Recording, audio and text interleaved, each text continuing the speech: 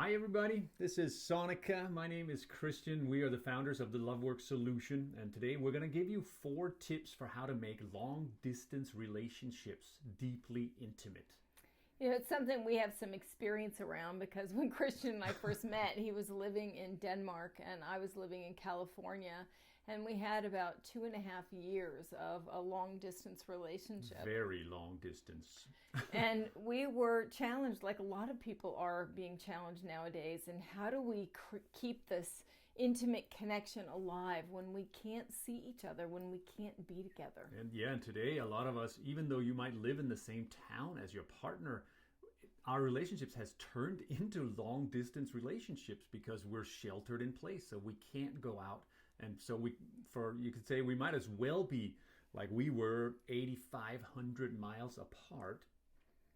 On opposite time zones, by the way, so he was awake when I was asleep. We had to get pretty creative about how we connected. Yeah, no. And so we want to give you some ideas for what you can do to keep building a nourishing, intimate relationship with your partner, even when you're not together. And I will say for us personally, it was, for one, partly it was really hard. We just wanted to be together so much. And, much of the time we couldn't. Most of the time we weren't together. The upside of that is an intimate communication while we were apart. We got really good at it. And this was even before the time of everybody having a smartphone. So we have great hopes for you too. And we got a lot of experience. And we want to share some of these great tips with you.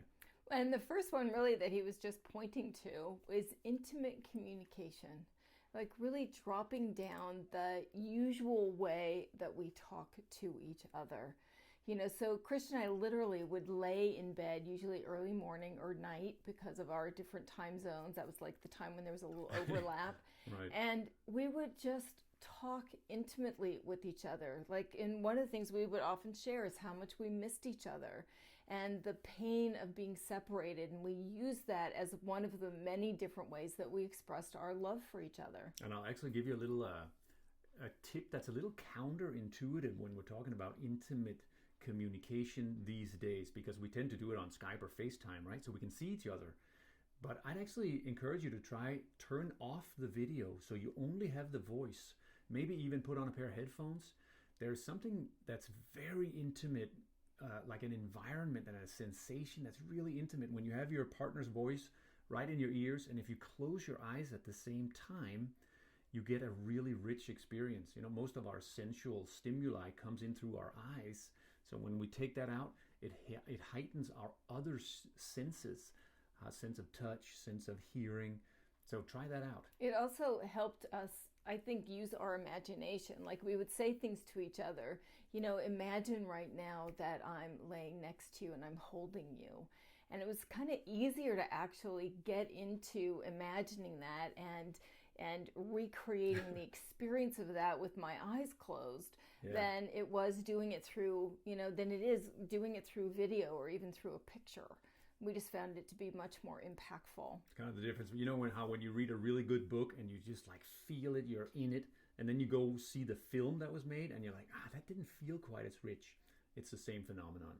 I just was going to say a little bit more about that too before we move on, which is to also share from your heart, like kind of drop down. So a lot of the things that we recommend when people are communicating deeply is that you share vulnerably about what's really going on for you or what you're experiencing, or you share what you're learning or what's getting opened up for you and whatever it is you're doing.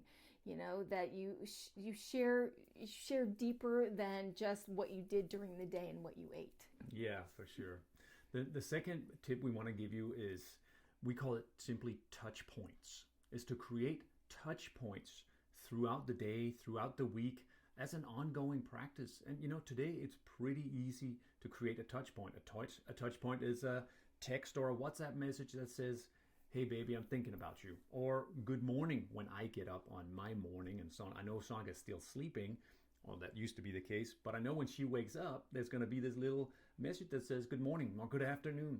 Yep, so definitely text messages, emails, sending pictures. There's all kinds of different ways that we can let the other person know, I'm thinking about you. You're on my mind. I love you. I miss you. Exactly. Another tip that we have is really to stay in the moment. You know, when we were in our long distance relationship, we had no idea what that was going to look like for us in the future. There was no way I was leaving my kids. He wasn't ready to leave his hometown, right, his home country with his family.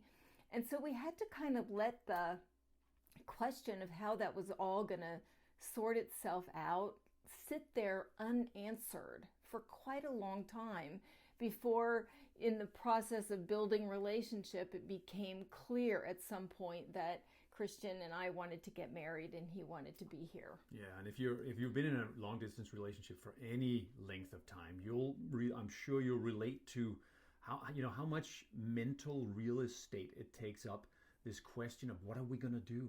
What's going to happen? Am I wasting my time? Can we figure out a life together? Will we ever live together? And whereas all these questions, that could be a positive and productive process to dream about those questions, but it can also be something that totally takes you out of the moment and totally takes you out of the intimacy that you do have, so that you completely miss all the love and connection and intimacy that is actually available if we take it a little more moment by moment. So that's how we think about that, is practicing moment by moment. Yeah, moment by moment, and also how to create the best experience possible with the connection time that you do have, so you can milk it. Yeah, and the last tip we'll give you, and we'll give you a bunch of ideas for this, is simply get creative. You know, when you're in a long distance relationship, you have to get creative, because there are so many things you can't do, right? Can't do what we're doing right now, standing next to each other, holding, hugging, touching, kissing, making love, giving each other a present physically. So get creative, and we'll share a couple of the ideas we have for how you could get creative. You know, one of the first things I usually recommend for people is to write each other a love letter that serves to remind you both of your love for each other, your commitment, your connection, especially during times when you really need it most. You know, if you're feeling really insecure because you haven't seen each other for a while, if you're feeling, starting to have doubts or questions or fears creep in, you can kind of read that love letter to re-anchor you back into wait a minute, we're committed, we're in this together, or we love each other. It's a go-to love letter you can pull out again and again. You can also just do a bunch of other love letters too, to just like any time. You can never get enough of that. I know another thing that's really great is to set up like coffee or tea dates over Zoom or Skype or whatever your preferred method is. Yeah, or meals together by candlelight over Zoom. I know. We literally, you set up your phone on a stand, you have it so you can see each other and your food, and it's like you're sitting there. You could talk about whatever food you're eating or the tea or coffee you're drinking. You know, I have a tradition of always doing afternoon tea or coffee, so I love to share that with Sonika if I can. And we actually used to do that. We just didn't have the benefit of, the visuals. Some other ideas, I actually got a couple of these ideas from another couple I was working with. Listen to the same song together before bed. Or, have your phones on and watch the same movie together. Right. Kind of started at the same point so you can talk about it along the way. Yeah. Another exercise we often guide couples through to quickly drop down and to sync up and feel love and intimacy is to synchronize your breathing. So if you're a physical couple, we'd have you sit across from each other and you synchronize, so you inhale at the same time and exhale at the same time. You can totally do that on FaceTime, and it really helps to just slow down everything, de-stress, and feel the love and intimacy. Somebody else was telling me too that if you blow your screen up where you have like a full screen picture of your partner, you can give yourself the experience of making direct eye contact with your partner at the same time, which is a really great idea. I know it is. Another couple of ideas is decide ahead of time that you're going to read a book together and share about it as you go along. Like, we're both going to agree to read the first 2 chapters of this book before we talk next. Yeah. Next idea is have virtual sex. Sex over the phone, sex over FaceTime. Make sure you're safe about that so it doesn't get shared places. It shouldn't get shared. But, we used to do that. We created a great sex life with just a landline. So you can definitely do that. Sometimes it takes a little... for me at least, I'd never done anything like that. It took a little something to get over. It was definitely a little vulnerable. I felt shy about it and a little scared about it at first. But then it was just so rich. It was like we created a really great sex life that way. Couple of our other ideas here is you could come, a lot of people are saying these days they're cooking a lot more. You could together come up with a new recipe you want to try, and both of you cook it in your respective places and have a taste together or online. Yeah, I know. Find a song that you can both sing with each other, kind of like doing a little karaoke session over FaceTime. Just, fun and games like that. Or you can just record a song. We have some friends who've been doing that. Just record a song and send it. Yeah. Or share funny stories or inspirational poems that really touched you. It's kind of a nice way of sharing what's going on and what your experience is. I know. We put all of that under the heading of get creative. So in summary, here are the 4 tips we have for you for how to make your long distance relationship deeply intimate. 1 is intimate communication. We gave you some ideas for that. Secondly, touch points. Frequent touch points, right? As many as you can. 3rd is practice moment by moment relationship. Don't get caught in what's going to happen.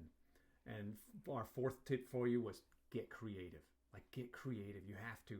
And we gave you a bunch of good ideas for how to do that. The more you take on these different practices and really make the most out of this time, I will say that when Christian and I think now about our long distance relationship time, we have really sweet, fond memories of what that was like to sharing that time together in the way that we did. Still to this day, when I get a phone call from Sonika and I put the phone to my ear, that the voice of her voice in my ear, it so reminds me of that sweet, sweet time where we did long distance relationship. So just know that you can absolutely recreate that experience of spark in love, passion, connection, even if you can't be together right now. Yes. Enjoy. Go create some deep intimacy.